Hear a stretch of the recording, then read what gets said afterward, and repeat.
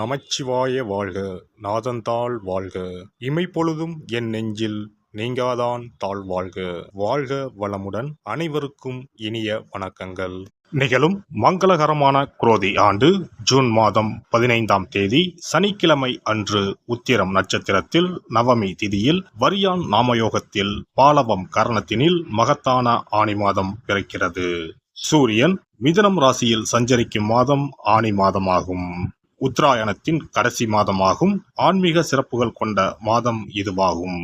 இம்மாத கிரகநிலைகள் என எடுத்துக்கொண்டால் மேசராசியில் செவ்வாய் பகவான் ஆட்சி பலத்துடன் உள்ளார். ரிஷபராசியில் குரு பகவானும், மிதுன ராசியில் சூரிய பகவானும், சுக்கிர பகவானும், புதன் பகவானும் இணைந்துள்ளனர். கன்னி ராசியில் கேது பகவானும், கும்பராசியில் சனி பகவானும், மீன ராசியில் ராகு பகவானும் உள்ளனர்.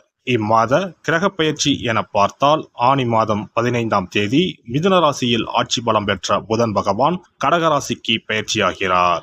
ஆனி மாதம் 16ஆம் தேதி சனி பகவான் வக்கர பயிற்சி அடைகின்றார். ஆனி மாதம் 23ஆம் தேதி சுக்கிர பகவான் கடகராசிக்கும், ஆனி மாதம் 28ஆம் தேதி செவ்வாய் பகவான் மேசராசியில் இருந்து ரிஷபராசிக்கும் பயிற்சி அடைகின்றனர்.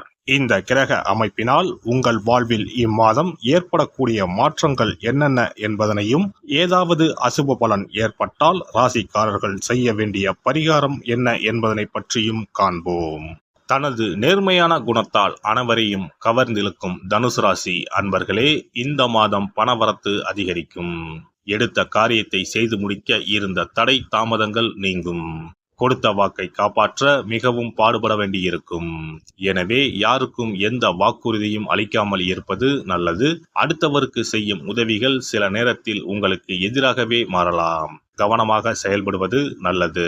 தொழில் வியாபாரம் வேகமாக இருக்கும். பழைய பாக்கிகள் வசூலாவது ஆறுதலை தரும். புதிய ஆர்டர்கள் கிடைப்பது வேகமெடுக்கும். பங்குதாரர்களிடம் இருந்து வந்த பிரச்சனைகள் அகலும். தொழிலை விரிவுபடுத்துவீர்கள். பணிபுரிவோர்கள் மிகவும் கவனமாக தங்களது பணிகளை கவனிப்பது நல்லது.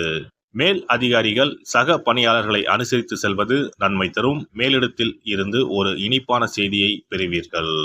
குடும்பத்தில் இருப்பவர்களுடன் வாக்குவாதத்தில் ஈடுபடாமல் இருப்பது நன்மை தரும். கணவன் மனைவிக்கு இடையே மன மகிழ்ச்சி ஏற்பட அனுசரித்து செல்வது நல்லது. பிள்ளைகளின் கல்வியில் கவனம் செலுத்துவது நன்மை தரும். வழக்கு விவகாரங்களில் ஈடுபடாமல் தவிர்ப்பது நல்லது. உறவினர்கள் நண்பர்கள் அனுசரணையுடன் இருப்பார்கள். பெண்களுக்கு எதிலும் காலதாமதம் உண்டாகும். சொன்ன சொல்லை காப்பாற்ற பாடுபட வேண்டியிருக்கும். பண வரத்து தாமதப்படலாம். அரசியல்வாதிகளை பொறுத்தவரை பெயரும் புகழும் அதிகரிக்கும். கட்சி மேலிடத்தால் பாராட்டப்படுவீர்கள். தொண்டர்களின் ஆதரவு உங்களை உற்சாகப்படுத்தும். கட்சியில் புதிய பொறுப்புகளையும் பெறுவீர்கள்.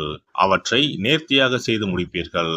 கலைத்துறையினரை பொறுத்தவரை வாய்ப்புகள் குறைவாக இருந்தாலும் பணவரவு சீராகவே இருக்கும். ரசிகர்களின் ஆதரவு அமோகமாக இருக்கும். உங்களின் திறமையினால் புகழை தக்க வைத்துக் கொள்வீர்கள். மாணவர்கள் பாடங்களை படிப்பதில் மெத்தனம் காட்டாமல் இருப்பது நல்லது. நட்சத்திர பலன்கள். மூலம் நட்சத்திரம். இந்த மாதம் நல்ல சிந்தனை ஏற்படும். மனோபலம் அதிகரிக்கும். சாதுரியமான பேச்சால் எளிதாக எதையும் செய்து முடிப்பீர்கள். உங்களின் நற்பெயருக்கு பங்கம் வரலாம். தைரியத்தை மட்டும் எப்போதுமே இழக்கக்கூடாது. போராடம் நட்சத்திரம். இந்த மாதம் சகோதரர்கள் வகையில் பகை வரலாம். அவர்களுக்காக விட்டு கொடுத்து வாழ்தல் நலம். உத்தியோகஸ்தர்களுக்கு மதிப்பு உயரும். போட்டிகளை சமாளிப்பீர்கள். உங்களுக்கு எதிர்பார்க்காத பதவிகள் கிடைக்கும்.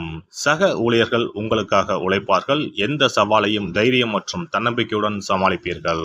திராடம் நட்சத்திரம். இந்த மாதம் எதிரிகளின் தொல்லை அதிகமாக இருக்கும். திட்டமிட்டு எதையும் செய்யுங்கள். எதிலும் கவனமாக செயல்படுங்கள். டெக்னிக்கல் சம்பந்தப்பட்ட துறையில் பணிபுரிபவர்கள் சீரான பலனை காண்பார்கள். இரவு பகல் பாராமல் அதிகமான உழைப்பு தேவைப்படும். வரவு அதிகமாகவே இருக்கும். சிக்கனமாக செலவழிக்கவும். வியாழக்கிழமை அன்று சித்தர்களை வணங்க மன அமைதி உண்டாகும். காரிய வெற்றி ஏற்படும். சிறப்பு தொகுப்பு.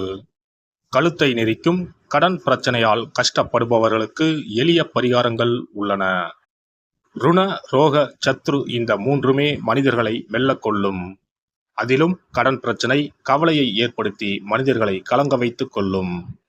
கடன் பிரச்சனையால் கஷ்டப்படுபவர்களுக்கு எளிய பரிகாரங்கள் உள்ளன.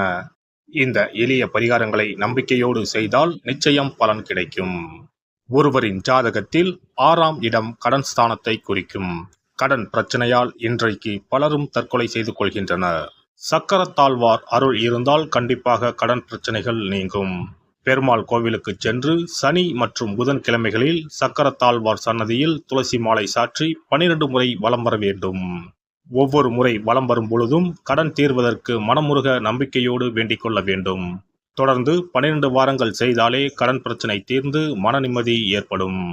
மேசராசியில் பிறந்தவர்கள் தயிரை கொண்டு இனிப்பு பலகாரம் செய்து ஒவ்வொரு வெள்ளிக்கிழமையும் மாலை வேளையில் பசுவுக்கு கொடுத்து வர கடன் பிரச்சனைகள் தீரும்.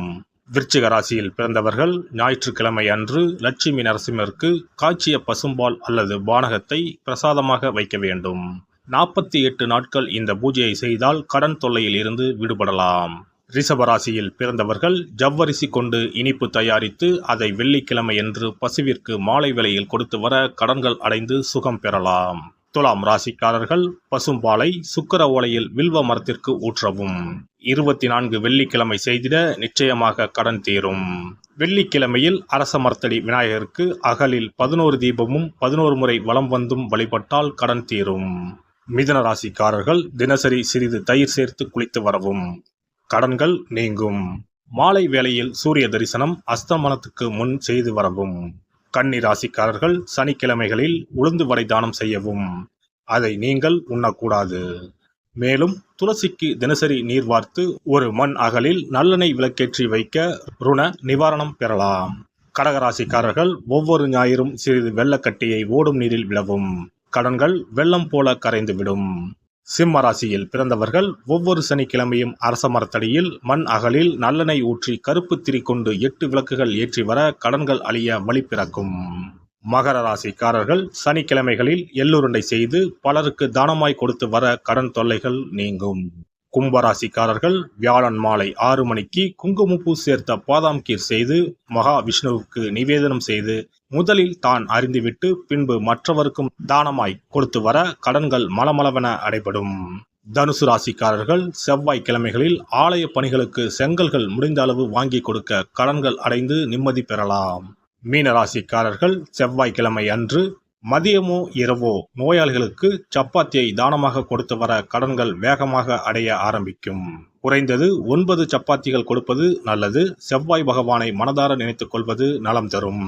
பௌர்ணமி நாளில் குலதெய்வத்திற்கு படையலிட்டு வழிபடுவது சிறப்பு. குலதெய்வ படம் இல்லாதவர்களும் குலதெய்வம் பற்றி தெரியாதவர்களும் 5 முக குத்து விளக்கை பூஜை அறையில் ஏற்றி வைத்து படையல் போட்டு கற்பூர ஆரத்தி காட்டி கடன் பிரச்சனை நீங்க மனதார வேண்டிக் கொள்ளலாம். இவ்வாறாக 9 பௌர்ணமிகள் விடாமல் இந்த பரிகாரம் செய்ய கடன் தொல்லைகள் எளிதாக தீர்ந்துவிடும். கடன் தீர்வதற்கான வழிகளும் கிடைக்கும். இந்த பரிகாரத்தை அனைத்து ராசிக்காரர்களும் செய்யலாம். எல்லாம் வல்ல இறையருளால் நீங்களும் உங்கள் அன்பு குடும்பமும் உடல் நலம், நீலாயுள், நிறை செல்வம், உயர் புகழ், மெய்ஞானம் ஓங்கி வாழ்க வளமுடன். இந்த வீடியோ பதிவு உங்களுக்கு பிடித்திருந்தால் லைக் பண்ணுங்க, கமெண்ட் பண்ணுங்க, ஷேர் பண்ணுங்க, மறக்காம சப்ஸ்கிரைப் பண்ணுங்க, பக்கத்துல இருக்கிற பெல் பட்டனை கிளிக் பண்ணுங்க. நன்றி, வணக்கம். ஓம் நமச்சிவாய. சிவாய நம.